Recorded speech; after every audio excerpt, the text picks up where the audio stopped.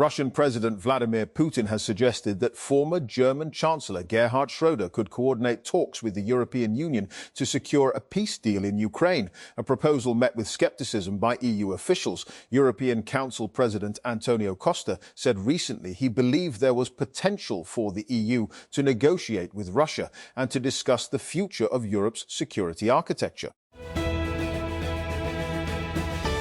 That Venmo is rolling out a significant redesign over the coming months that aims to make the app more useful, social and easier to navigate. This is the peer-to-peer payments app's biggest refresh since 2021. The timing is notable. PayPal, which owns Venmo, that is restructuring to spin Venmo off as a standalone business unit, a move widely seen as laying the groundwork for a potential sale. Stripe has reportedly expressed interest in buying PayPal outright. In that context, that a splashy redesign looks less like a routine update and more like a window dressing job ahead of a transaction.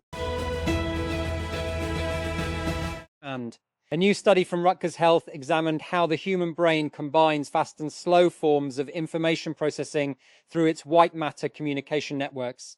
The research, published in Nature Communications, focused on how the brain manages information streams that operate across different timescales. Researchers said this coordination plays an important role in cognition, behavior, and the ability to respond to changing environments.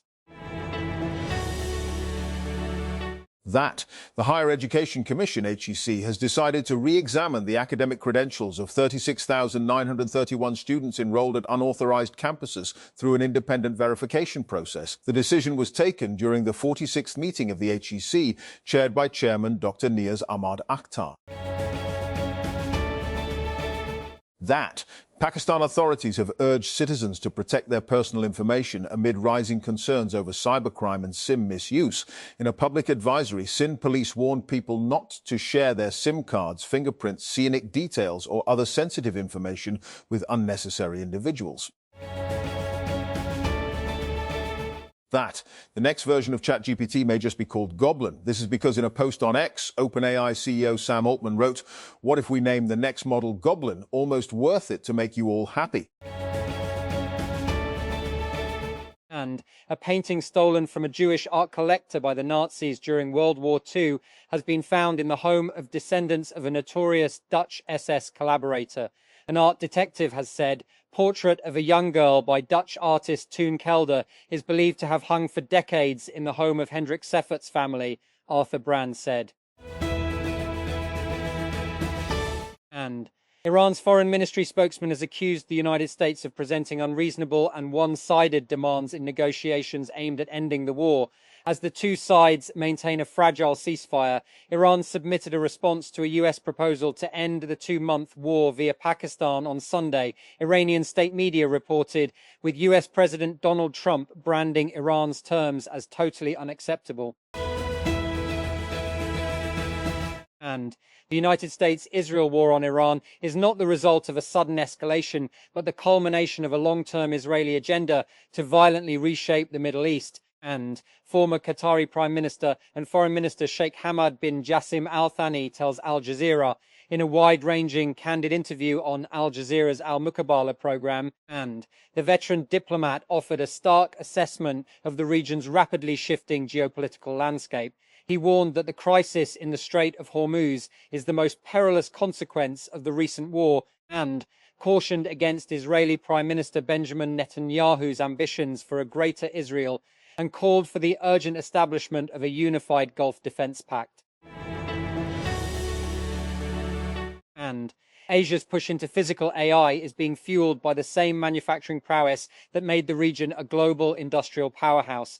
Across South Korea, Japan, China, and Taiwan, manufacturing remains a central pillar of economic growth. And unlike economies more heavily weighted towards services or software, these countries have long relied on large-scale production, export-driven industries, and highly optimized supply chains. And that structural foundation is now shaping how artificial intelligence is adopted and where investment flows, which makes it particularly significant that Config and a Seoul and San Jose-based startup building the data layer for robotic foundation models, RFMs, has secured backing from the venture arms of South Korea's biggest manufacturers.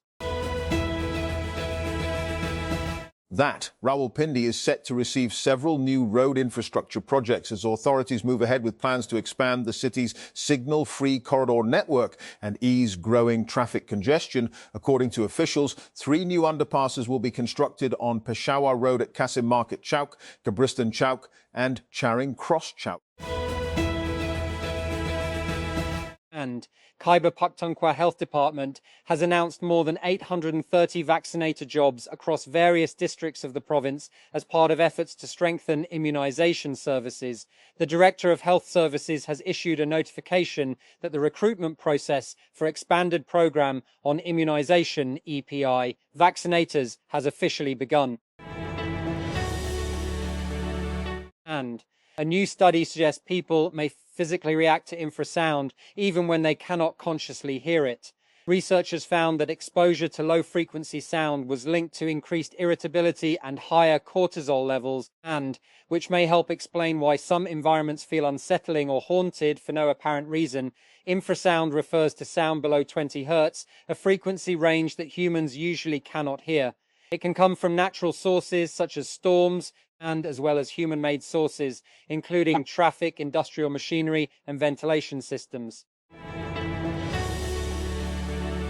That Federal Minister for Finance and Revenue Senator Mohammad Aurangzeb on Monday reaffirmed the government's commitment to modernizing Pakistan's tax system through technology-driven reforms during a meeting with a delegation from the Institute of Chartered Accountants of Pakistan, ICAP. That the finance minister noted that AI-based production monitoring and technology-driven oversight mechanisms introduced across multiple sectors are helping improve documentation, strengthen compliance, and reduce revenue leakages.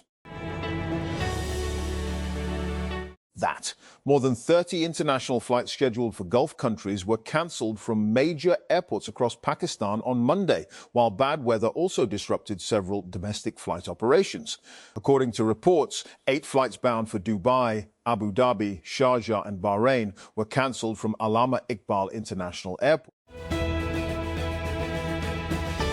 That Indian shares fell on Monday and the rupee declined after Prime Minister Narendra Modi urged a spate of measures, including fuel conservation, fewer imports and gold purchases, as surging energy prices pressure foreign exchange reserves. India, the world's 3rd biggest oil importer and consumer, late last month said there was no proposal to raise pump prices for diesel and gasoline, leaving it among the countries yet to raise prices despite the global surge. And in the opening paragraph of The Kite Runner, Afghan-American author Khaled Hosseini's narrator reflects on the past as an untamed beast that claws its way out at the most unexpected moments. With this familiar yet prosaic observation, and the narrator invokes one of literature's most enduring tropes, fiction writers often peel back the layers of their characters' histories to make them more three-dimensional, realistic, and intriguing. And this technique opens a doorway into their hidden emotional lives and even allows them an opportunity to identify and address their traumas. And the Foreign Office FO said on Monday that the Afghan Chargé d'Affaires was handed a strong démarche over the suicide attack in Banu, which claimed the lives of 15 police personnel. In a statement, the FO said, and the Afghan Chargé d'Affaires was summoned to the Ministry of Foreign Affairs today to deliver a strong démarche regarding the cowardly vehicle-borne improvised explosive device, ID, attack carried out by terrorists of Fitna al-Khawarij on the Fateh Kel police post in Khyber Pakhtunkhwa's Banu district on May 9. That the Philippine House of Representatives has voted to impeach Vice President Sara Duterte for a second time, threatening her plan to run for president in 2028. Monday's vote moves the impeachment process to the Senate for trial, where, if convicted, the daughter of former President Rodrigo Duterte will be disqualified from holding public office. And Iranian human rights campaigner Narges Mohammadi has been transferred from jail to a Tehran hospital amid concern over her deteriorating health. Iranian authorities granted Mohammadi a sentence suspension on heavy bail, a foundation run by her family said on Sunday.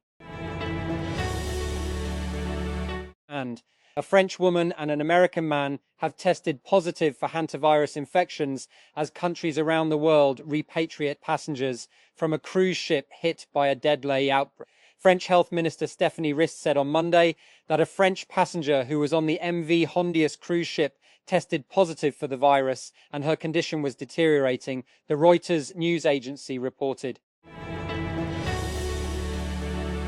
That AMD may be preparing to use Samsung Electronics for production of its upcoming 2-nanometer CPUs, according to a new report citing Daishin Securities. The report referred to a North American fabless customer that reportedly placed an order for 2-nanometer notebook CPUs with Samsung's foundry division. Tipster Jukan later suggested the customer was likely AMD. And Punjab Minister for School Education Rana Sikandar Hayat has announced summer vacations for schools across the province amid rising temperatures and heatwave concerns. According to the minister, summer holidays in Punjab schools will begin from Friday, May 22, while educational institutions will reopen on Monday, August 24. And Lahore Waste Management Company has issued a tender worth more than 23 crore for a large-scale cleanliness operation during Eid al-Adha in Lahore. The company will run a 3-day sanitation campaign across 9 towns to ensure the quick disposal of sacrificial waste. And the Sinbuk Service Smith Kashmir SPSC has nominated a vlogger and 2 social media users, besides up to 40 unknown persons in an FIR for allegedly defaming the commission and inciting people to harm its officials, in addition to staging a sit-in protest outside the office. According to details, the FIR was registered at Gore Police Station on Sunday on the complaint of Assistant Secretary SPSC Mohammed Mustafa Jaffrey. And the Ministry of Federal Education and Professional Training has announced a free mobile repairing course for women under the National Vocational and Technical Training Commission NAVTTC initiative. The program aims to promote women's empowerment through technical education and skills development.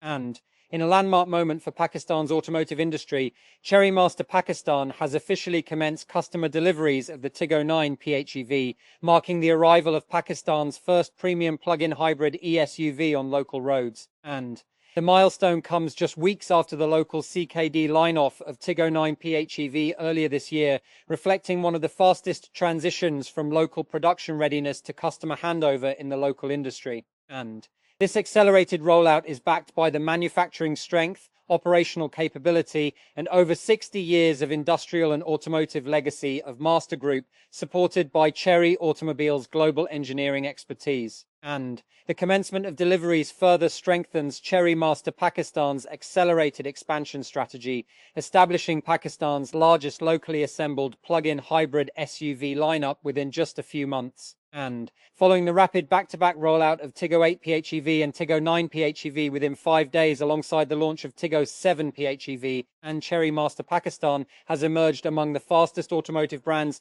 to introduce 3 globally benchmarked CKD plug-in hybrid SUV models in Pakistan's automotive history. And following the strong response to earlier launches and ahead of schedule delivery rollouts, and Tiggo 9 PHEV deliveries further reinforce growing customer confidence in the brand's execution capability and long-term vision for advanced mobility in Pakistan.